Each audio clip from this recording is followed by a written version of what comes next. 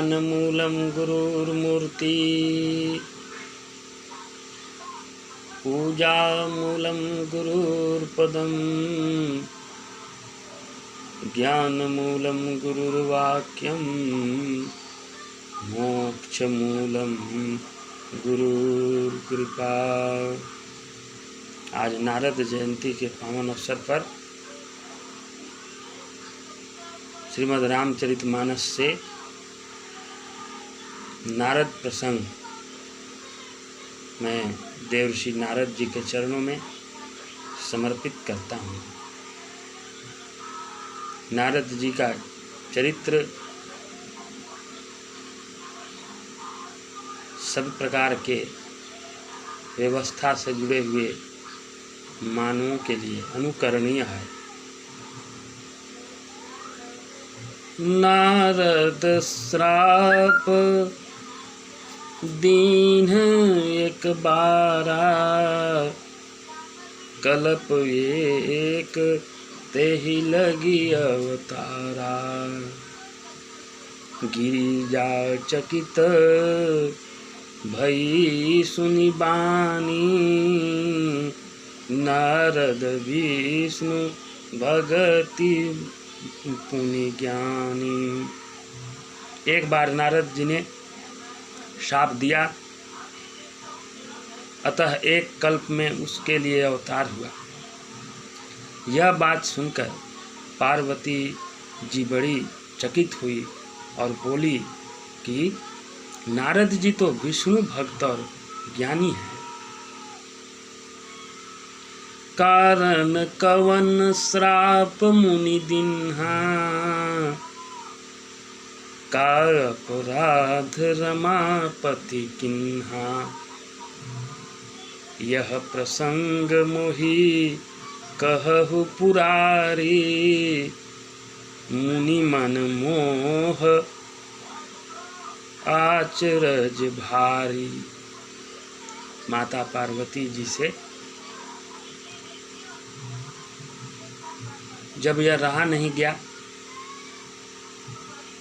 तो शिव जी से उन्होंने पूछा कि हे स्वामी,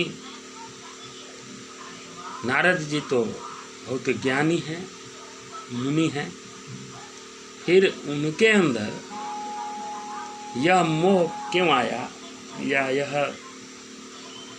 बात क्यों आई कि उन्होंने विष्णु को श्राप दे दिया?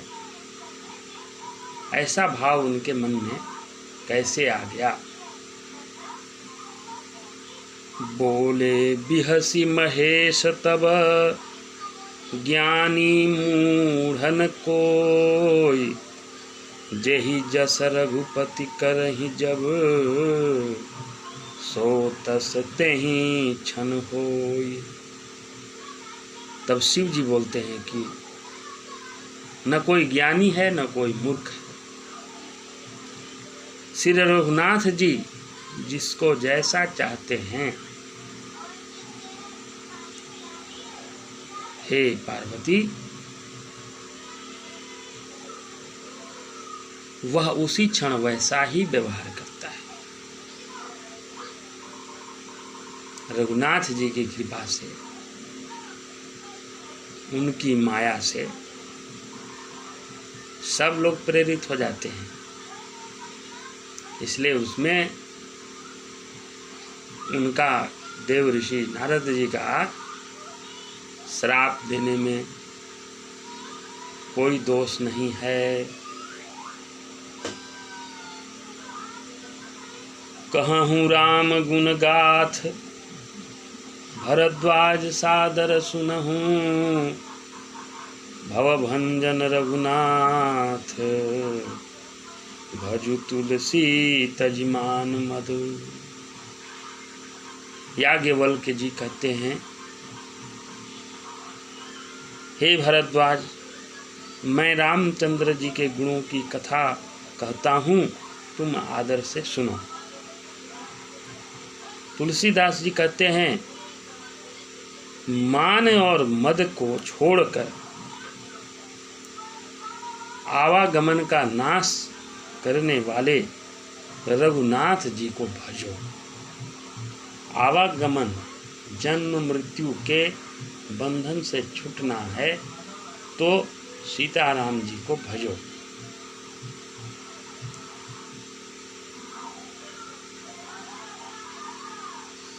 जन्म मृत्यु के बंधन से छूटने के लिए सीताराम जी के चरण का आश्रय लेना जरूरी है, क्योंकि जितने प्रकार की जो संसार में जो माया हैं उस माया के वे स्वामी हैं। इसलिए यदि हम उनके साथ संबंध नहीं रखेंगे तो उनके माया से अभिभूत होकर हम कोई भी अनर्गल कार्य करेंगे उसका परिणाम दुखद होगा। नारद जी विष्णु भगवान के माया से बहुत बार प्रेरित हुए हैं और बहुत बार भटक चुके हैं, परंतु उनके जीवन से एक शिक्षा लेनी चाहिए कि नारद जी जितना काम करते हैं सब काम के पहले नारायण नारायण का उच्चारण करते हैं। करताल और वीणा उनके हाथ में रहता है और ऐसा कोई समय नहीं होता, कोई क्षण नहीं होता कि जिस क्षण वो नारायण और नारायण श्री हरि का उच्चारण नहीं करते। इस कारण क्या है कि नारद जी भिन्न प्रकार के विष्णु भगवान के माया में फंसे, लेकिन उस गर्त में नहीं डूबे। यह शिक्षा हम सबों को लेनी चाहिए, एक ग्रहण करने वाली शिक्षा है। ऐसा हम लोगों के जीवन में बहुत सारे प्रसंग आते हैं जहां हम फंसने की स्थिति में हो जाते हैं, काम वासना प्रबल हो जाती है, तो कोई जिसकी कोई औकात नहीं, ऐसा कोई भी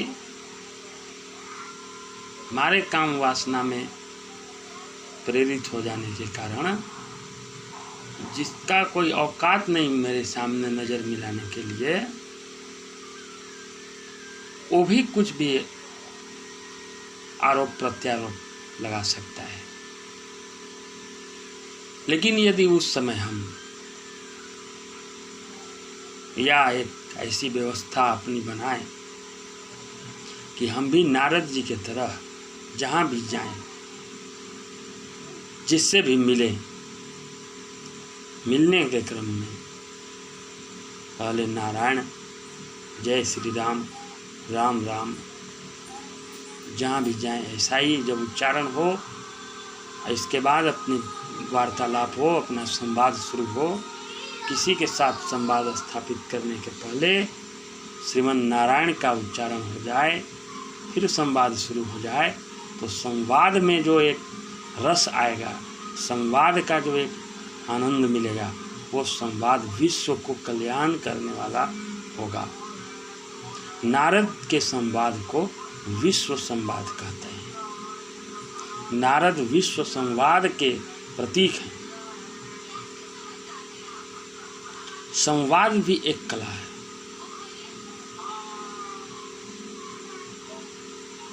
संवाद की कला यदि किसी को सीखनी है, समझनी है, तो नारद के चरित्र का अनुसरण करना पड़ेगा। नारद के संवाद से पूरा विश्व का कल्याण हो रहा है, इसलिए नारद जी अनुकरणीय चरित्र है। अब यहाँ श्राप वाली जो बात है, अब ये घटना बहुत रोचक है, इसलिए तुलसीदास जी के शब्दों में आगे बढ़ते जाने में बहुत आनंद मिलेगा। अब शंकर भगवान पार्वती जी से समझाते हैं, एक ऐसा भक्त, एक ऐसा ऋषि जिसके गुणों की चर्चा भगवान करें, वो कोई साधारण व्यक्ति तो नहीं है। हिमगिरि गुहा एक अति पावनी, बह समीप सुरसरी सुहावनी। आश्रम परम पुनीत सुहावा, देखी देव ऋषि मन अति भावा। हिमालय पर्वत में एक बड़ी पवित्र गुफा है। उसके समीप ही सुंदर गंगा जी प्रवाहित हो रही हैं। वह परम पवित्र सुंदर आश्रम देखने पर नारद जी के मन को बहुत ही अच्छा लगा। निरखी शैल सरी विपिन विभागा, भयउ रमापति पद अनुरागा। सुमिरत हरि श्राप गति बाधी, सहज विमल मन लागी समाधि। नारद जी के इस चरित्र को देखा जाए, जब इनको कोई सुरम्य स्थान दिखाई देता है, हिमालय पर्वत के गुफा, पवित्र गुफा, बगल में गंगा जी प्रवाहित हो रही हैं, और सुरम्य वातावरण को देखने के बाद नारद जी के मन में किस प्रकार की कामना होती है? तो विष्णु भगवान के नाम का जप करने का, विष्णु भगवान के चरण में अनुराग उत्पन्न हो जाता है। और इसलिए वो वहाँ बैठ कर के पहले सोचते हैं कि अब इतना बढ़िया पवित्र स्थान तो कहीं मिलेगा नहीं, इस पवित्र स्थान में बैठकर थोड़ा ध्यान करके और इसका लाभ लिया जाए, इसका आनंद लिया जाए। और वहाँ बैठ करके वो समाधिस्थ हो गए। अब उस समाधि को देख करके देवताओं में भी कई प्रकार के देवता हैं, ऐसे संसार में भी बहुत सारे लोग हैं। आप जब बुरे काम करेंगे तो बुरे काम करेंगे, आपके काम से आपको कोई कष्ट होगा, ऐसा समझाने वाला आज भी बहुत कम लोग मिलेंगे। वो ये नहीं कहेंगे कि आप ऐसा कर रहे इसलिए इसका परिणाम बहुत भयंकर होगा।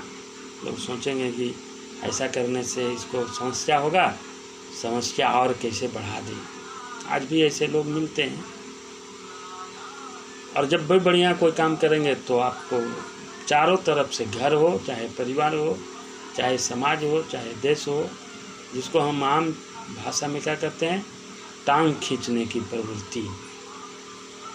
अब जैसे कोई बढ़िया काम करने लगेंगे, टांग खींचने वाले लोग मिलेंगे। ऐसी देवलोक में इंद्र जी, इंद्र महाराज, देवताओं के इंद्र, देवेंद्र, देवताओं के स्वामी, उनके मन में अनावश्यक एक क्षोभ उत्पन्न हो गया। बात बड़ी विचित्र है। क्षोभ उत्पन्न होने का कोई कारण हो और किसी को क्षोभ हो, किसी के अंदर ईर्ष्या हो कोई कारणवश, तो कुछ बात समझ में आए। क्रोध का कोई कारण हो तो क्रोध हो तो समझ में आए, लेकिन जब अनावश्यक हो जाए, बिना काम का हो जाए, तो उस व्यक्ति को न उस व्यक्ति को कोई समझा नहीं सकता और फिर कोई उसको प्रसन्न भी नहीं कर सकता। अकारणद्वेषी मनस्तु यस्य वै कथम जनस्तम परितोषयिष्यति। जो अकारण किसी से विद्वेष करते हैं, उस स्वभाव के व्यक्ति को कोई प्रसन्न नहीं कर सकता। अब देवराज इंद्र को भी नारद जी को देख करके बड़ा विचित्र लगा, खराब लगा। क्यों लगा?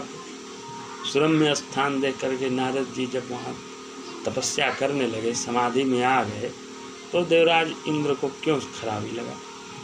अब इसलिए देवराज इंद्र ने षड्यंत्र रचना शुरू। अब देवराज इंद्र को एक बहुत बड़ी समस्या है कि कोई भी जब विष्णु भगवान के शरण में जाना चाहे तो उसको लगता है कि हमारा आसन छीनेगा, सिंहासन छीनेगा, मेरा राज्य छीन लेगा। अब इसलिए बिना बात को समझे देवराज इंद्र ने षड्यंत्र रचा। क्या करते हैं? मुनि गति देखी सुरेश डराना, कामई बोली कीन्ह सन्माना। सहित सहाय जाहु मम हेतु, चले हर सिंह जलचर केतु। नारद मुनि की यह तपोमयी समाधि देखकर देवराज इंद्र डर गए। उसने कामदेव को बुलाकर उसका आदर सत्कार किया और कहा कि मेरे हित के लिए तुम अपने सहयोगियों सहित नारद के समीप जाओ और वहां जाकर के उनकी तपस्या में विघ्न उत्पन्न करो, जिससे उनका ध्यान भग्न हो जाए। सुना सिर मन महुअसि त्रासा, चहत देव ऋषि मम पुरबासा। जे कामी लोलुप जग माही,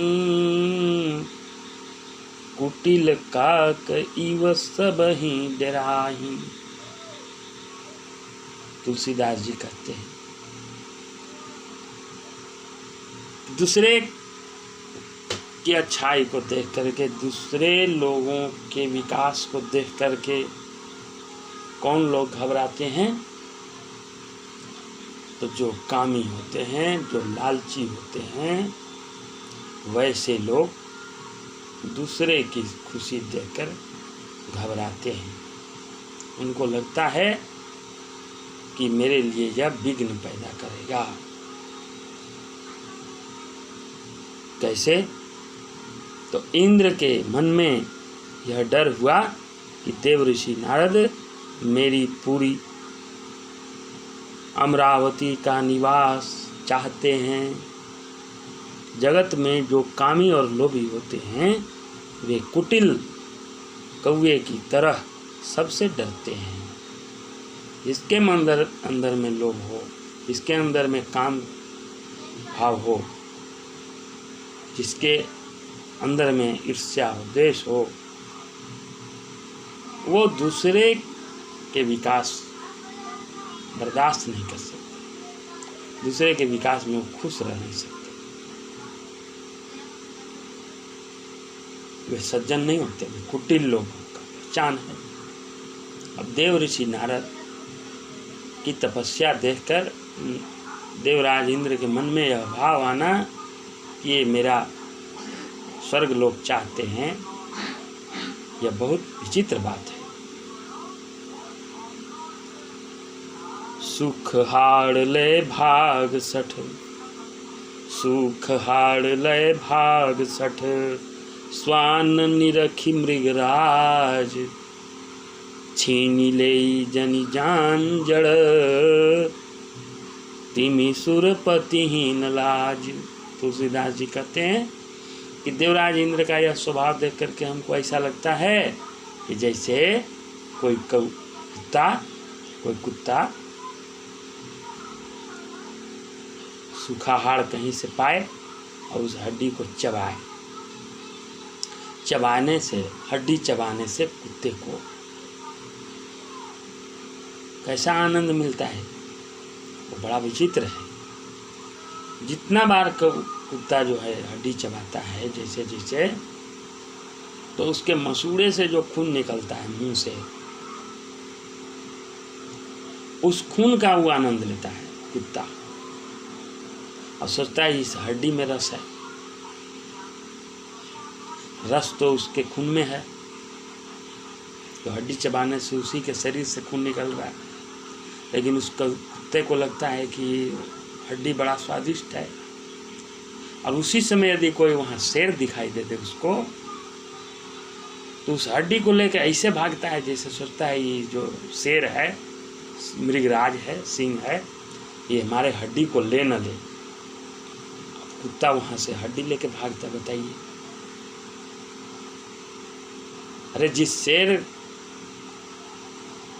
के शिकार के द्वारा अस्थि पंजर को तुम चबा रहे हो, उस शेर को देख के तुम भाग रहे हो, शेर तुम्हारा हड्डी ले लेगा। बड़ा विचित्र बात है। तो यहाँ देव ऋषि नारद एक शेर की तरह हैं, लेकिन तुलसीदास जी के शब्दों में देवराज इंद्र को कुत्ते के साथ यहाँ उपमा दे दिया गया है। देवराज इंद्र कुत्ता है नहीं, लेकिन उपमा उनके लिए है।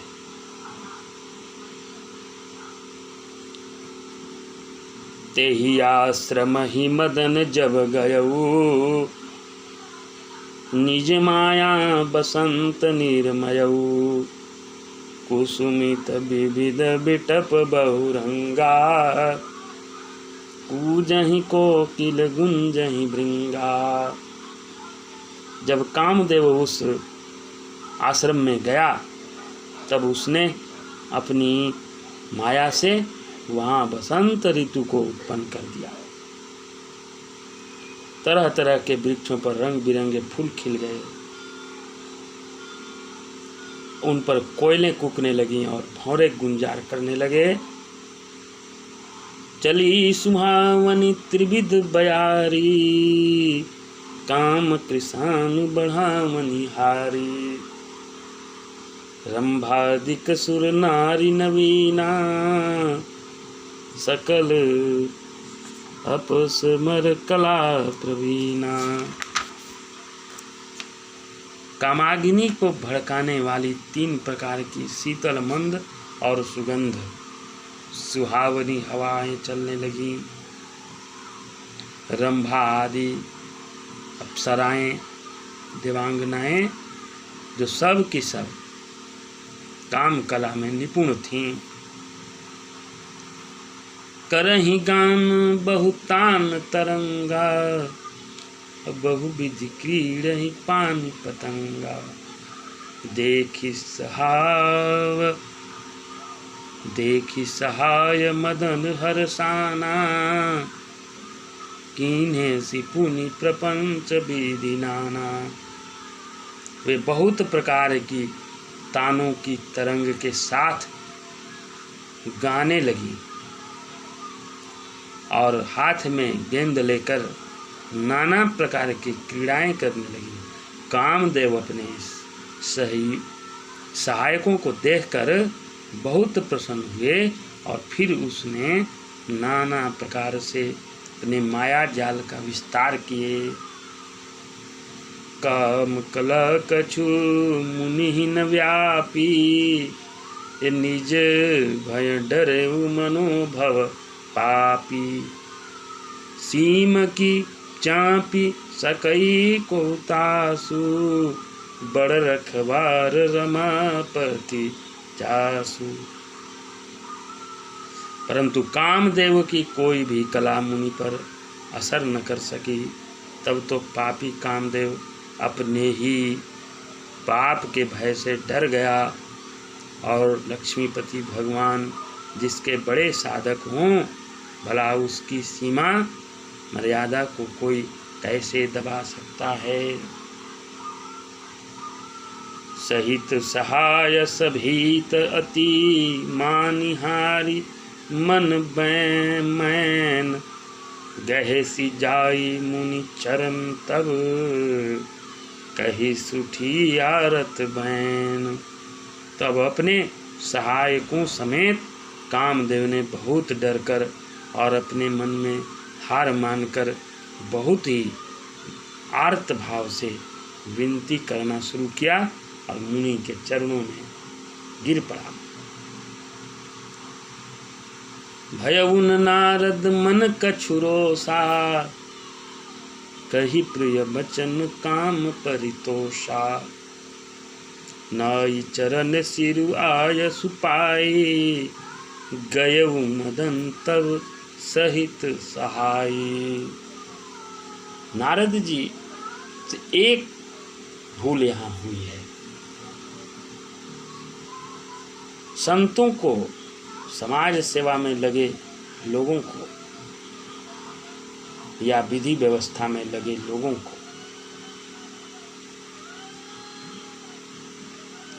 यह काम कभी भूलकर नहीं करना चाहिए। और वो काम क्या है? तो जो आपका बिगाड़ करता है या आपके बिगाड़ करने के उद्देश्य से जो कुछ योजना बना के काम करना चाहे, यदि उससे कभी उसे यह कभी आभास हो जाए कि मैंने अमुक व्यक्ति के लिए कोई अनिष्ट योजना बनाया था लेकिन हम उसमें सफल नहीं हुए, और वो व्यक्ति जब दोबारा आपके पास क्षमा मांगने के उद्देश्य से जाए तो क्षमा देने के पहले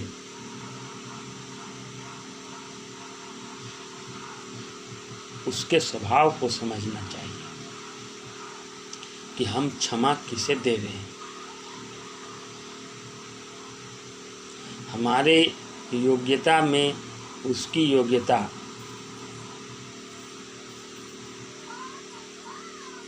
कितनी बड़ी है। कामदेव को क्षमा करना नारद जी के लिए कष्ट हो गया।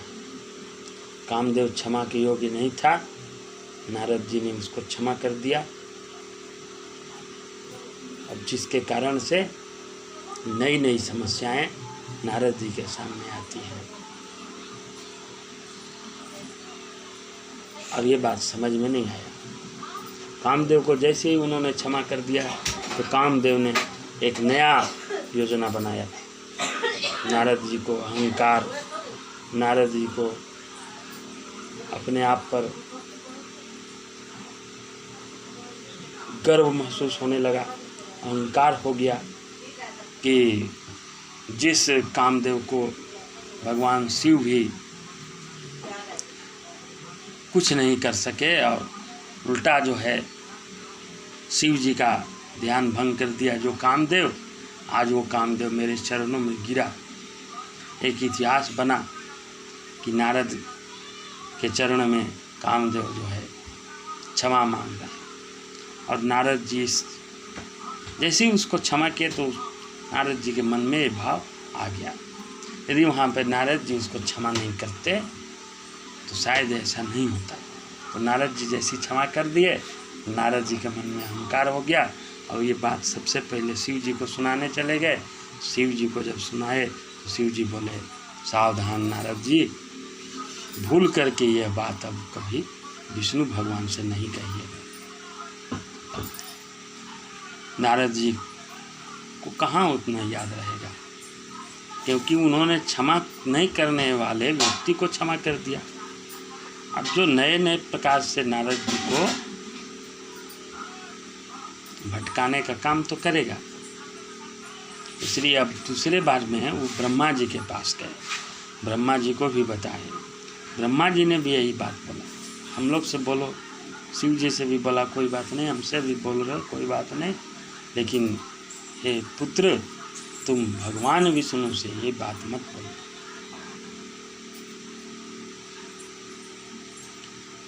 ऐसे ही नारायण नारायण का नाम जपते हुए जब भगवान विष्णु के पास वो गए तो भगवान विष्णु को प्रणाम निवेदन करते हैं।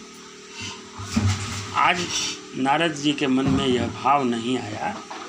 पहले जैसे भगवान विष्णु से नारद जी मिलते थे और आज जिस तरह भगवान विष्णु से नारद जी मिलते हैं तो दोनों में एक अंतर है, वो कामदेव के कारण। आज नाम कामदेव नारद जी के मन में जब प्रवेश कर गया तो काम का जैसे हृदय में प्रवेश हुआ, नारद जी के हृदय में काम प्रवेश हो गया, क्योंकि काम को क्षमा कर दिया। यानी हम जिसको क्षमा कर, यानी हमने उसकी मित्रता स्वीकार कर ली, यानी उसके साथ हमारा कोई बैर नहीं। अब इसलिए जैसे ही नारद जी ने कामदेव को जब क्षमा किया तो कामदेव नारद जी के हृदय में प्रवेश कर गया, और हृदय में पहले जो राम थे, विष्णु थे नारद जी के हृदय में, अब वो वहाँ से बाहर हो गए। हृदय में जब काम आ जाए तो हृदय का राम बाहर हो जाए, और हृदय में जब राम रहे तो काम से कोई संबंध नहीं रहे। आज ये विचित्र अवस्था है नारद जी का। जब भगवान विष्णु के सामने जाते हैं तो और समय जब जाते थे तो भगवान विष्णु के चरण के तरफ बैठते थे।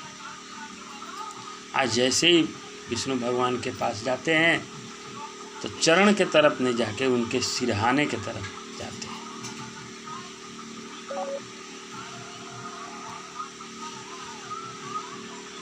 और उनकी इच्छा होती है कि इनके बराबर में बैठें। नारद जी के ऊपर कृपा करने वाले भगवान विष्णु उनके पिता की तरह थे, इसलिए जैसे ही उन्होंने देखा कि मेरा ये जो भक्त है अब अहंकार मद मोह से ग्रसित हो रहा है, अब इसका जीवन में कुछ अनिष्ट न हो जाए, इसलिए भगवान विष्णु ने उनको संभालने के लिए एक योजना बनाई। योजना क्या बनाई? लक्ष्मी माता जी के मन में ये भाव आ गया, भगवान विष्णु की माया से लक्ष्मी जी ने नारद को कहा, अरे इधर कहाँ आ रहा है, इधर कहाँ आ रहा है। लेकिन उस भाव में थे, अहंकार में थे, इसलिए उनको वो समझ में नहीं आया। उनको लग रहा है यहाँ मेरा अपमान हो रहा है। देखे विष्णु भगवान की अब इसके साथ जो होना है वो होके रहेगा, इसलिए वो चुप हो गए। इसके बाद वहाँ दिखाई देता है कि जहाँ विष्णु भगवान जिस आसन पर लेटे हुए थे उसके पास जो जगह था, स्थान था, उसी स्थान पर बैठ गए। फिर कुछ बातें हुई, लेकिन कुछ बनावटी बातें हो रही थी और विष्णु भगवान समझ गए कि बोलना कुछ चाह रहा है लेकिन बोल नहीं पा रहा है। इसलिए विष्णु भगवान ने अपने माया से संवाद को ऐसा सुरम्य और सुमधुर बना दिया, थोड़ा श्रृंगार परक बना दिया संवाद को, और विष्णु भगवान के उस संवाद में नारद मुनि फंस गए। और अंत में जो उनको नहीं बताना चाहिए था वो भी बता दिया गया। नारद जी बोलते हैं कि अचानक ऐसा ऐसा मेरे साथ हो गया, इसलिए मैं ये शुभ समाचार आपको सुनाने आया। विष्णु भगवान मन ही मन हंसे, लेकिन शुभ समाचार तो तब हो अब जब तुम मेरी परीक्षा में पास हो जाओ। मन ही मन योजना मुस्कुराए और बताए, ठीक बात है, कामदेव आपके साथ, कामदेव आपके चरणों में नतमस्तक हो गया, अच्छी बात है। शिव जी भी उससे पराजित हो गए, भी अच्छी बात है, सब ठीक है। मन ही मन एक योजना बनाए विष्णु भगवान उनकी परीक्षा लेने के लिए। दिखाई ऐसा देता है कि नारद जी उस परीक्षा में बच नहीं पाते हैं।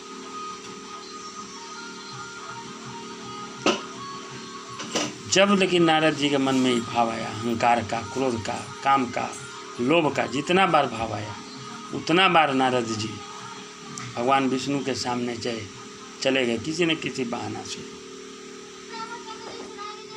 अहंकार, काम, लोभ, इस सब स्थिति में नारद जी भगवान विष्णु के चरणों में गए, जिसका परिणाम ये हुआ कि नारद जी को अंत में कोई समस्या नहीं हुआ और भगवान विष्णु का आशीर्वाद भी उन्हें प्राप्त हुआ। तो इस प्रकार नारद जी के जीवन से हमें यह शिक्षा मिलती है कि जीवन के विभिन्न प्रकार के परिस्थिति में भी, संघर्षमय स्थिति में भी भगवान के ही निकट रहा जाए।